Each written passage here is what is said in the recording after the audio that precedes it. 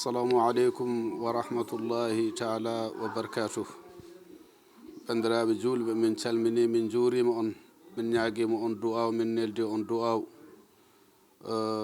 Min jooɗi ɗo e feññinde weltare amen, e feññinde alhaali jiyaɗo Allah mo alhaali mum wona e muɗumo. Jooɗi ɗo noon ko ceerno Abou Hamman Niane mo Daw, e ceerno Abou Alpha Daf to Daw, e ceerno Sule Niane to Daw. Ɓeɗo fof ko ɓesgu dawnaɓe jooɗi ɗo e feññinde weltare muɗumen e alhaali jiyaɗo Allah o woni Baba Hamman Niane, gandiraɗo Mahmoudou Niane. Alhamdulillahi rabbil alamina, amin jetta Allah no feewi, amin jettana diwan o fof Allah, amin jetta Allah no feewi, amin jettana wuro ngo Allah, amin jetta Allah no feewi, amin jettana leñol ngol Allah, amin jetta Allah no feewi, amin jettana galle o Allah. Nde wonde ɗum ɗo ko wona e dow mum ko, minen de ko ɓuri famdude komin jii hen, ko ɓuri famdude komin jii hen e fayide muɗum, ko ɓuri famdude hen ko fodde kawragal amen ɗo wuro ngo e enɗam ɗam e leñol ngol fof en hawra ɗo sahade ɗum yonti way kono julde amen ni. Ɗum ɓuri famdude komin jii hen e ɓeydare, ko heddi ko haalata ko to banggue ɓeydare. Ewa ɗum noon ko rewde ɗo tan salminde on e présentude on jeeyaɓe Allah jooɗiɓe ɗo ɓe e haalande on sababu jonde nde ko yahata ko. Joni noon dokken konngol ceerno Abou Hamman Niane, kañumne salmina bandiraɓe ɓe, yettina hen konngol mum e miijo mum inchallah. Assalamu aleykum wa rahmatullah. Assalamu aleykum wa rahmatullahi taala wa barakatuhu. Min calmini dendagal ummal islam fof to woni e jogɗi Allah ɗi fof, kala keɗiɗo e larɗo fof min calmini ɗum, min juurima ɗum, min ñaguima Allah jurumjeeru Allah e barkeji mum yo wone amen, yo wone mumen. No ceerno Abou Daf wini, joƴƴen min ɗo tan ko feññinde weltare ko rendinno ɗo julɓeɓe ko hono ziyara jinnaɗo o ewa hitande l'an 2025 mois de février ñande 2 woni ziyara o. Allah noon addi bandiraɓe fof wonɓe caggal leydi fof ngari kawri hen, tawte kadi wonnoɓe wuroɓe ko weltare mawde no ceerno Abou Daf wini, ko ala ko ɓuuri nden noon Nelaɗo sa sallam o wi ko zur ghiban tasdadu hubban. Julɓe yo juurodir, nde won noon juurodiral julɓe ene ɓeyda gilli. Ewa enɗam kadi mon fof ummade kadi e juhliɗi aduna ɗi ngara taw addi ɗumen kadi ko yidde wotere, ko fandare wotere, ɗum ko yettude Allah. En jetti Allah noon ziyara o kadi o meeɗa wasi rewde lawol, kono hikka kadi hamo ɓuuri rewde lawol no feewi no feewi, wona banggue keewal, wona banggue deyre, wona banggue dendagal, kono yuɓɓina ɗum fof alhamdulillahi rabbil alamin. Ziyara o no yuɓɓi, min ñaagui Allah subhanahu wa taala yo Allah junnan en ɗum, waɗa ɗum duuɓi kewɗi limtinɗi dendagal noon bandiraɓe arnoɓe ɗo moni fof yiyama tinama. En ñaaguima Allah subhanahu wa taala yo en ɓooy rendude e alhaaliji baɗi dani. Min jetta noon enɗam ɗam kadi no feewi e keeridi, nde won noon oɗo ziyara yettode wodani Allah darde mabɓe ene mawni hen. So tawi joɗo one mi heɓino min kalanno hen ko juuti, saabu feññinde weltare yettude Allah, kono noon mintaji joguiɗen ɗi kewani. Ko heddi ko min calmini, min juurima, min ñaaguima Allah kala garnoɗo e jaam yo Allah nawtu ɗum e jaam e cellal e kisal barke al qouranil azim. Tottiten kadi micro hono ceerno Soule o jokkita ko heddi ko inchallahu taala. Ceerno Abou Hamman Niane a jarama, haalama moƴƴi feewi, kalɗa ko ko noon woori. Joni noon micro o tottan ɗum ceerno Soule Niane, ko goto e seremɓe wuuro ngo, ko goto e ɓesgu galle o, kañumne kadi ena jogui hen konngol namdoɗenmo gurdam jiyaɗo Allah o wonko andi hen nde wonde o wurde muɗum. Ewa ɗum noon dokkemo micro o inchallah. min ashaitan irrajim, bismillahi irrahmani irrahim, wa sallallahu wa sallama ala sayyidina muhammadin wa alihi wa sahbihi wa sallam. Alhamdulillahi rabbil alamin, alhamdulillahi en jetti Allah e jettoje nayyi ɗi foof. En jetti hen Allah, to Allah yettuno hoore mum, to Allah yettuno tagore, to tagore yettuno Allah, to tagore yettodirno e nder koye munen. ɗen jettoje fof en mbi ɗum, en dewi hen, en mbi alhamdulillahi rabbil alamina. Julɗo so tawi a heeɓi ganduɗa ko hunde mawnude, a wawa fewjande ɗum, a wawa ƴoƴande ɗum, ko Allah tan wela teddinirma rokkuma mawnirma ɗum won ronku kam yettude Allah wiide alhamdulillahi rabbil alamin min calmini on min juurima on no mbiɗon ni mintaji ɗi juutani wa fodde ko yiɗa namdede hen ko namde kala ko Allah ñaawi yo ɗum jaabe hen jaabe ko heddi ko kadi resane hitande wonde inchallahu taala. ceerno Souleymane a jarama no feewi ewa no mbiɗa ni mintaji men kewani kono joni min namdotma tan ko gurdam jeyaɗo Allah o gurdam makko e seremɓe makko gurdam makko e moƴƴuɓe nde wonde won hen keewi tan ko gurdam makko e galle ceerno Boyinaji ɗum ko ɗum ɓuuri tentude ko ɗum waɗi ɗum ne haale kono muhimmo ko gurdam makko e moƴƴuɓe moƴƴuɓe foof en noon o waye muɗumen e gurdam makko e dewal Allah ɗo e wuuro he no wurde ko ɗum min jiiɗi kabra julɓe ɓe fodde ko ganduɗa hen min gandi ko ganduɗa hen ko ni heƴata e mintaji men he kono jumpana en hen seeɗa tan inchallah. eyyi ko noon alhamdulillahi rabbil alamina ceerno Aboubacry Alpha Daf a jarama namdal namdiɗa ngal ko namdal manggal kadi ko haalete mum ne heewi jabadi ɗum wawa newanade e mintaji dottaɗi mbatten hen tan ko jofande isara hankkadi joom haqqillaji seeɓe ɓe goto fof daña ko haqqille mum sarine hen wooda ko naftari kanko jinnaɗo o wiyete ko Mahmoudou Mamadou Niane ɓurɗo lollide noon Baba Hammat Niane kanko ko ɗo o jibina e daw ko ɗo o mawni Allah waɗi noon ko ɗo o wuuri no ɓe mbirni kanko e miñigon ɓe gonduno ɗo ɓe kamɓe ɓe guuri e diine law tawi nene mabɓe wiyete ko Mame Ramata ko neɗɗo moƴƴo ko dewowo Allah ko jerdirnoɓe waliyaɓe holliɓe neɗɗankagu e tinnari e himmi e daranade hoore mum guila ko law ɓe goni yimɓe moƴƴuɓe rewoɓe Allah guila law ɓe goni joom galleji en guila law ɓe goni joom himmeji en guila law Allah ñaawi ɓe joguima koye mabɓe law ɓe gurni koye mabɓe guila jalo ene wurno neɗɗo ɓe daari ɓe mbaɗi kirade ɓe mbaɗi bottaje ɓe guuri hen taw ko gurdam nunɗuɗam e nder hoddiɓe mabɓe fof taw ene gandi ɗum ko jumla tan e nder gurdam yummaɓe noon moƴƴere mum somi naati ɗo koɓe mbiye moƴƴere yummaɓe tan sa renaki haala Baba Hammat Niane heƴata hen kono noon ɓaade ko Baba Hammat jeeyi ñalawma o somi jinnaɓe makko e miñiko en e mawniko en e dendagal julɓe gurdam Baba Hammat Niane ko gurdam laaɓɗam laftuɗam ɗo o wonno ko almudo muridu mo rabbi malla muridu sadiqi ko almudo gonɗuɗo gonɗinowo piɓowo jaɓowo Allah waddinimo ɗo e jiyaɗo Allah goto wiye ceerno Mamad Nalla ko ono adduno wonduɗo noɓe kaldata o ummoto ɗo faye galle mum kala kene golle toon ko kanko gollata ha enɗam makko daro en haaɓe makko o ala haaju hamo acca galle makko faye galleji goɗɗi on noon Allah ne wela moƴƴandemo Allah ene muuyi rokkudemo ko rokkimo ɗo ko ene muuyi fandinandemo o teskaki ha luujo abbaki no abbi e fimde makko e almudagu makko ɗum wiyede neɗɗo jogade himmi malla jogade fimde malla jogade anni ene moƴƴe mum o wonde on fodde ko Allah ñaawi e gondigal ha Allah ñaawi on sene yaaha e moƴƴuɓe haɓe jaada kala toon yaaha e moƴƴuɓe haɓe jaada ɓe jaada ɗo ɓe jaaha Kanel ɓe jaaha mo ko tafsiru Balla ɓe garta ɓe kucce hajuji mabɓe Allah waɗi almudagu ngu moƴƴi ngu nunɗi ngu laaɓti Allah hollidemo toon e jiyaɗo Allah goto biyeteɗo ceerno Ahmadou Alpha Djiby Oumou Salam ɓurɗo lollude ceerno Ahmadou Boyinaji mo yimɓe foof gandi mo kawruɗo e zamanu makko ene nanamo mo hawrani e zamanu makko ene nanamo ha zamanu fof sikka kañum e ceerno Boyinaji gurdi tawi ko nanalla tan moƴƴere nde o yi on o yiɗi on o himmi makko mawne on o yetti on o salmini o juuri ɗum o felliti faade e mum abbade ɗum e yaade gollodirde e mum almudagu jeyaɗo Allah mo wonduno o noon yi himme makko no fote on wi kañum ene yiɗi yo jotodiri e oɗo yo ya o yettoyo ɗum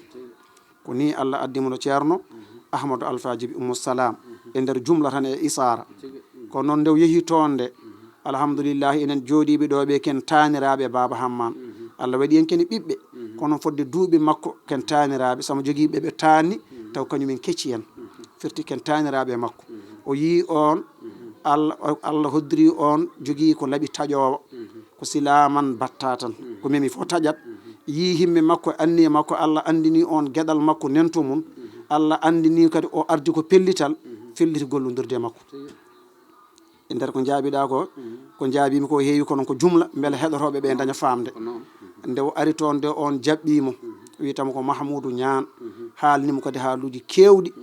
wurduɓe fodde duuɓi ɓe gurdi ɗi wiiden haala e gurdam mabɓe fodde mintaji sappo e joyi wawa wonde kono wona tan ko isara ceernajo kadi pelliɗɗo wallude almudo mum waddat e almudu mum no ceerno Ahmadou Alpha wadde e Baba Hammani ngara haalanma ko wirni tawi arani waɗa ngara jofanma hunde janggo jiiya woda sohla gadduɗa kalanama sohla o duwo hen sohla o gasa woda kulol gadduɗa yetto o haalanma kulol ngol guila haalani ɗum ene addana almudo jabde ko ceerno wallata ɗum no jaɓiri alhamdoulillahi nde o are ceerno Ahmadou Alpha nde haalnimo gueɗe kewɗe on saaha ko Allah waɗiɓe koye guese e nayyi amo haalta kanko Baba amo joguinoɗo nayyi ne tampinimo gasi amo joguinoɗo nayyi ne tampinimo e nder tan haalde ɓuuri e ceerno Ahmadou Alpha o woni ɗo dumunno juuɗo o yahani toon ha ɓerde makko nde watti ɗaaliyade no wayride ceerno makko ni ɗum moƴƴani almudo o fellir subak goto on saaha ɓesgu wonen ɗanniɓe fodɓe heddaɗo ɓe ko sukaɓe ko ɓesgu rewɓe ɓuuri wonde ɗo o ɗaldiɓe jawdi ndi o felliri yaade no yiiɗi fof waya caggal makko kono nde o yetti tan o salmodiri e ceerno Ahmadou Alpha tan wimo Mamoudou Niane ɗi nayyi tampinima wi ko ñani hen Allah itti himme nayyi e darde nayyi e ɓerde makko o fellir accude nayyi ko fate nayyi fof fayi almudago makko ɗum ko jofande tan ene addana almudo jabde ceerno mum a ari ceerno maɗa jogui sohla te amo acci ko amo jogui sohla ko jogui ko acci ga ko omo miijuno juura tan o hoota o yettima ceerno haali o fiɓi hankadin ko toon o wonata hande ceerno accirima foof nde warta nayyi goffinode ɗi fof taw jeehi ha laaɓi ko ñande hen o wiya Allah itti nayyi e ɓerde makko o rutte almudago makko ɗum ko sifa tan amo jogui ceerno kanko ko almudo wonomo jogui ceerno ko heeɓi ko almudo fof joom pellital en heeɓa ɗum kono kala ko pellitɗa so tawi ceerno ma wona dokkaɗoma wona dokkaɗo gueɗal ma o dañata no dañiri ni tawi joni ko almudago binde rokkanno wiya o janggani kono noon enen kam wuurɓe ɓe rewɓe binde ɓe en gandi almudago hidma ko rokkata ko ene rokka ko ɓuuri almudago bindi tawi joom bindi o noon waddani no waddi hen ni ngoɗo almudago ngu Ba Hammane waɗi ngu hande ni joɗade wiide Ba Hammane janggani hersinini men sabu ɗum kala ko jangde heɓanno kal barke mum e daraja mum e fayide mum o heeɓi wiide janggani nde mara ko artirde haqqillaji yimɓe ɓe tan ha daña himme e jidde seremɓe mum e gollande sere mum haaɓe ganda wonko seremɓe ko mbiya ko wiya haaɓe mbawi wadde ko haaɓe mbawi wadde ko woodano wooda yiye nane jeddu ɗum fo yara daw namdo galle Baba Hammane yiya ɗum malla yiya ɓesgu mum malla tawi ziyara mum ma andu won ceerno pottata ene wawi ittude ko woodani wonna ɗum waɗa ɗum ha aduna fo yiya ɗum won ko woni ɗo ko jogui namdal gongal kadi inchallah eyyi ko noon ceernajo holli en min ta joguinɗen natti hewde walla taw koko timmi namde goɗɗo ene goodi ni kono noon e yiyandam min ene jeeya e dokkal ngal Allah hokki Baba Hammane Niane ngal yimɓe kewani jangtade dokkal ngal woni alhamdulillah yettere Allah machallah ko ɓesɗo kono ɓesgu ngu fof en jeeya e dokkal ngal Allah hokkimo ɓesgu ngu fof ari tonggui to tonguinoɗo ɗum weeɓani o zaman koye zaman kawniɗo gonɗen en majjani no wayi en joguiɓe ganduɗa ko ɓesɓe kono Allah jarlibiri ɗumen ɓesguji mumen waade e sifaji goɗɗi kono kanko ɓesgu makko debbo e gorko suka e mawɗo fof e taniraɓe somi wi ɓesgu noon mi wiyani ɓe o jibina ɓe tan ala ko ɓesɗo e wuuro he guila e taniraɓe ha ɓe o jibina ha e hoddiɓe ha e foof kono fof ene tonggui e tonggol makko ɗum ko martaba ko ɓeydare ko dokkal ngal Allah hokki mum ɗo e galle he yettere Allah walla ɗo e ko yowite e majjum wona dewgal wona inde wona ko nandi hen fof ko ma yetto boyinaji ala ko wawi gasde hen so wona yettiron ɗum ko dokkal Allah ngal Allah hokkimo ɗum noon ceerno Soule o wi mintaji men mataw koko gasi min dokkuma mbaynoɗa ewa mbasiyoɗa julɓe ɓe inchallah eyyi ceerno Abou ko noon mbiɗa ni ko yettere Allah e jumla kalɗa ɗo kankadi Ba Hammane haali ɗum o Allah waɗinimo ko mawni ko ɓuuri mawnude ko Allah waɗinimo nde o yeehi nde ɓesgu makko fof yeehi kadi e bawɗe Allah ko ceerno Ahmadou wimo noon Mahmoudou Niane a ari ɓesgu ma fof ari koko ceerno Jeero Boyinaji wimo noon o wi nde o yeehi toon départ nde o adi haalande ko Babou Oumar mi yiiti ceerno daɗɗo moƴƴo numɗuɗo ballowo gaare jehen no wayi foof komo rewi hen Allah ñaawi ha Babou Oumar yeehi Babou Oumar koɓe gollidi koɓe golli ko heƴata ɗo o ari kadi o haalande Baba Djiby mi yiiti ceerno gaare jehen o rondi Baba Djiby keɓe jaadi baabi jibi ñande yettinde o sifi ɗum o sifi ɓesgu mum o sifi gurdam mum fof ñande yettinde ñalawma goto o haalan ɗum ɓesgu mum no wayi eno wayata no dañirta fof a haali ñalawma goto aɗan ɗum ceerno ahmadou alpha jidde baba hammane nden no mawniri fof no firlitirto e baba hammane ni ɓeydi wallude baba hammane mbidema a ari ɓesgu ma fof ari ɗum kam enen gandi gonɗi no mbiɗa ni ala ɓesgu makko heddigu hande ɓesgu makko ngu ko boyinaji tan wona ceernagu hande woni hakkumaɓe ko enɗam ko jeedugal heddi tan ko desodiral wona ɗon ɗum ko yettere Allah no mbiɗa ni ko yettere Allah jetti Allah jettini ɓesgu fof Allah ewa kadi almudagu ngu Allah fecciɗo e galle he ngu ene daari darde mum timmude Allah ñaawi kam ɓesgu fof woni almuɓe gonɗen almudo bindi woni almuɓe wona nen almudo bindi woni almudago baba hammane ngu ɓe gandi kadi baba hammane ko gollano ko nafoore hay sa yiiɗa wonde almudo a wonat almudo ɓe Allah ardin ɗo noon almudago binde ɓe kadi jetta Allah eɗen jettaɓe haɓe daari darde mabɓe Allah ne moƴƴi nana ɓe ene moƴƴiniɓe ene moƴƴinani ɓe dendagal a haali mabɓe haɓe mbawde e zamanu mabɓe haɓe jontida e zamanu mabɓe wuuro e ladde fof haɓe jotodira haɓe gollodira ziyara o a wawa serdude ɓi ba hammane e ɓi goɗɗo foof ko renda nder e boowal ko waɗete hen ko gollete hen ko yahete hen ko fof julɓe fof ndendi ene gollodira ɗum ko yettere Allah min alhamdoulillahi nayi nane mbimi ɗi min jettinde baba hammane woni jinnaɗo amen somi wi jinnaɗo amen noon mi mbaɗa taksis ko wuuro ngo fof ko jinnaɓe mum zamanu mabɓe ɓe ɓooyiɗo koɓe hewɓe duuɓe ha wuuro ngo fof ɓe gonti jinnaɓe munen min jetti Allah nde Allah waɗani min enɗam ɗam yitodiri e gollodirde hen ha ziyaro wonani min fayida e nder fayida guiɗɗo arde foof ara hen hawra e ziyare he ñante ziyaro ñanto hen gara ko joguiɗa foof ene yaaha e ziyare he ko gadduɗa fof ne heeƴe hen sa addani haydara kadi ma suuro hen ɗum ko ziyara o waɗani min ɗum min jetti Allah enɗame amen sariɓe e musidɓe amen sariɓe foof gandi min korsini min tini min mawnini min gandi komin mawɓe e nder mawgu baba hammane ɗum ko yettere Allah min jetti Allah minen renduɓe ɗo rendi zamanu ɓe Allah rendini min yidde e miijo minen fof min gollida minen fof ndendi golle ɗe goto fof ko yi gollat ko foti gaynude gaynat ɗum fof min jetti ɗum Allah alhamdoulillahi rabbil alamina ceernajo joom telo kadi calminimon juurimom en jettinimo Allah min taaƴi kewani kono noon eɗen ɓurno yidde nde ɗo jonde taw eɗen jogui air cari hinen ma wod ɓennuɓe ɓe kawrani ɗum ɗo kawrani ziyara o ganda ma wod aroyɓe nana ma wod nanoɓe ɗo baba hammane taw ganda sif mon wooda enen ko ganduɗen ko kaalen julɓe fof naftoro salamu aleykum wa rahmatullah joni gartiran micro o tan e ceerno Abou Hammane Niane kañumne wayno julɓe ɓe wasiyo julɓe ɓe fodde ko alhaali gonaɗe dow mum o inchallah ceerno Aboubacry on jarama yo Allah yoɓon moƴƴere ewa ko wonno sababu jonde ko on pamni yimɓeɓe paami on kirjini on coftini kadi on jinni kala hankadi mo Allah yiɗi wiyata kam nanani wiyata kadi hankadi kami anda heddi noon ko jeeɗaɗo en jetti Allah noon feewi noon subhanahu wa taala beelamma dañaɗo ko beelamma kuftidinɗo nde won noon ziyara o ala foof ko mbiyata sinno banggueji ɗi foof surtout kadi Allah ne addani en kadi khalifa men kadi khalifa ceerno Ahmadou Boyinaji biyeteɗo ceerno Cheikh Monsieur Ahmadou Boyinaji e kanko tan aranno nde won noon ko miñi ko en garanno kono ɗiɗo duuɓi ɗiɗi kadi ko kanko kadi Allah addi hen eyyi ɗum fof kadi ko ɓeydare kadi ko weltare aɗen ñaagui Allah tan yo Allah jaɓan en foof yo Allah rokku en tawede kadi duuɓi garoji taw ko duuɓi limtindi barke Al-Qur'anil azim onon seereɓe ɓe on jonni haala ka on moƴƴini ɗum on beltini émission o ɗon ñaaga Allah kadi yo Allah junnu gurnameje yo Allah moƴƴin battane yo Allah rokku arsugaji jaaƴi ko duwa hen ko fof yo Allah jaabo yo Allah ɓeydu ngal ɗo kawral barke Al-Qur'anil azim ne yooɗi enɗam ɗam hande ne yetta Allah wuuro ngo kadi en jarnima ɗum debbo e gorko ala fof mo daraki hen en mbawa jarnade ɓe fodde mabɓe kono noon Allah yi yo Allah yoɓ barke Al-Qur'anil azim allahumma salli ala rasul